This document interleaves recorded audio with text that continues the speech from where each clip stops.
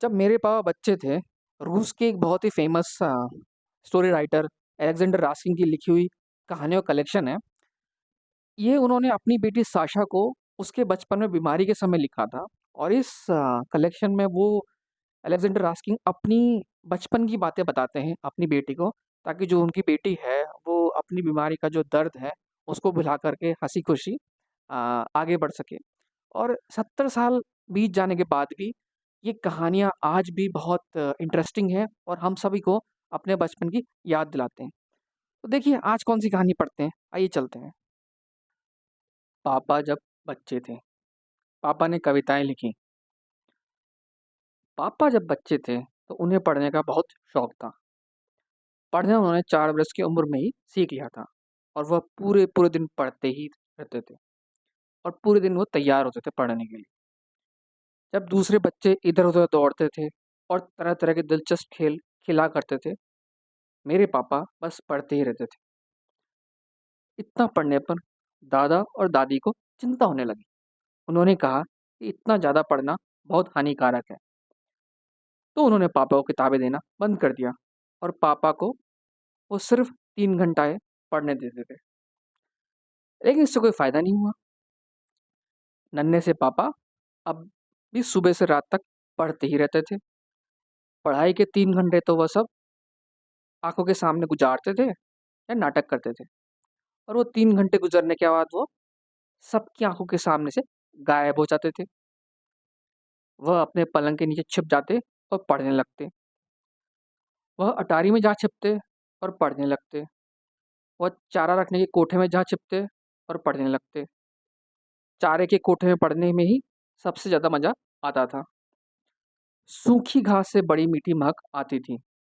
घर में हर पलंग के नीचे उनकी तलाश चलती थी और वह हर किसी के पुकारने की आवाज़ें सुन सकते थे। पापा शाम के खाने के वक्त ही लौटकर घर में आते। उसके बाद फौरन ही उन्हें सजा मिलती। फिर वह जल्दी जल्दी खाना खाते और सोने चले जाते। आधी रात में वो उठ बैठते और बत्ती जलाकर फिर पढ़ना शुरू कर देते। उन्होंने उन्होंने पापा ने न जाने कितनी किताबें पढ़ डाली। चुकोव्स्की की घड़ियाल, गुलियोर की यात्राएं, पुश्किन की परियों की कहानियाँ, अलिफ लैला और रॉबिन्सन क्रूसो। दुनिया में कैसी कैसी बढ़िया किताबें थी। वह उनमें से हर किसी किताब को पढ़ना चाहते थे। समय तेजी से कटता जाता। तभी दादी आ जाती। वह उनकी किताब ले लेती और बत्ती बुझाकर चली जाती। पापा कुछ देर रात फिर जाग जाते, बत्ती जलाते और पहले जैसे ही कोई और दिलचस्प किताब लेकर पढ़ना शुरू कर देते। तब दादा आ जाते, किताब छीनकर बत्ती बुझा देते और अंधेरे में पापा को कसकर पिटाई करते। मगर इसमें इस पिटाई से उन्हें इतनी तकलीफ नहीं होती थी जितनी उनके मन को होती थी। लेकिन इतनी पढ़ाई का अंत बहुत बुरा हुआ। पहली बात तो ये हुई कि पापा की आंखें खराब हो गई। आखिर पलंग के नीचे अटारी में या अटारी के कोने कोठे में रोशनी ज़्यादा नहीं होती थी। इसके अलावा उन्होंने बिस्तर में कंबल के नीचे छिपे छिपे पढ़ना सीख लिया था। बस रोशनी आने के लिए उसमें एक छोटा सा छेद रहता था। लेटे लेटे और खराब रोशनी में पढ़ना बहुत हानिकारक है। इसलिए नन्हे पापा को चश्मा लगाना पड़ा। और ये लगभग उसी समय की बात है। पापा ने तुकबंदियां करना शुरू कर दिया। उन्हें बिल्ली नजर आती तो वो कहते, बिल्ली मौसी आऊं, बोलो मुंह में म्याऊं। उन्हें कोई कुत्ता नजर आता तो वो कहते, कुत्ते मेरे यार, खाओगे तुम मार। अगर उन्हें मुर्गा नजर आता तो वो कहते, टेढ़ी गर्दन टेढ़ी चाल, बोल कुकड़ुकू की देवे ताल। और जब उन्हें अपने ही पापा नजर आते तो कहते, पापा अब तुम जाओ लेट, हमको दे दो चॉकलेट। दादा और दादी को पापा की तुकबंदियां बहुत अच्छी लगती थी। उन्होंने उन्हें लिख डाला। घर पर कोई आता तो वह उन्हें पापा की तुकबंदियां पढ़कर सुनाते थे। मेहमानों ने भी उन्हें लिख लिया। अब लोग भी जमा होते तो पापा से कहते, भाई कोई नई कविता सुनाओ। और पापा बड़े खुश होकर अपनी नई कविता सुनाते। और वह इन शब्दों के साथ खत्म होती थी, बिल्ला देखो काला, इसको किसने पाला। सही मेहमान बहुत हँसते थे। वह जानते थे कि ये तुकबंदियाँ किसी काम की नहीं है और कोई भी ऐसी तुकबंदियाँ गढ़ सकता है। मगर पापा यही समझते थे कि उनकी कविताएँ बहुत बढ़िया हैं। वह सोचते थे कि लोग खुशी के मारे हँस रहे हैं और अब वह एक बहुत अच्छे कवि बन गए। सालगिरह की हर पार्टी में अपनी कविताएँ सुनाते। लीज़ा मौसी की शादी में भी उन्होंने अपनी कविताएँ सुनाई। अलबत्ता इस बार ये कविता इतनी जोरदार नहीं रही, क्योंकि वह इन शब्दों के साथ शुरू हुई थी। किसने सोचा था भाई वाह कि होगा लीसा मौसी का भी ब्याह। ये सुनकर सभी मेहमान दिल खोल कर हंसे। किसने भी सुना, किसने सोचा था भाई वाह कि होगा लीजा मौसी का भी ब्याह।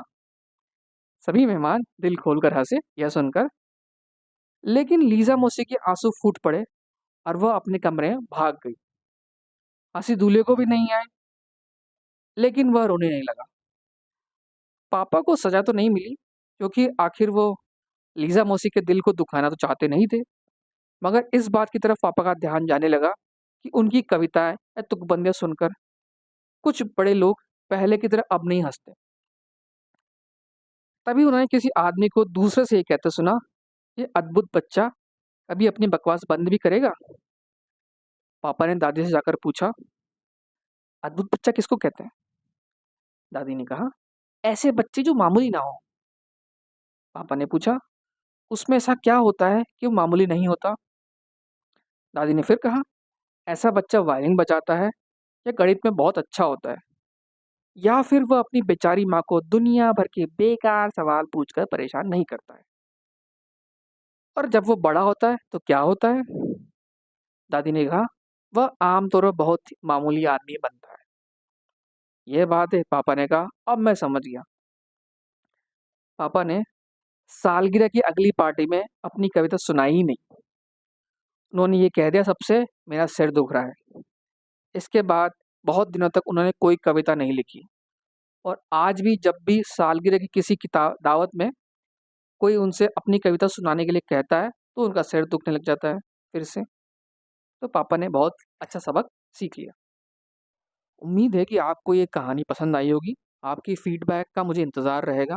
और अगर आपको लगता है कि किसी और इंसान को इस कहानी से वैल्यू मिलती है तो कृपया इस लिंक को उसके साथ ज़रूर शेयर कीजिए।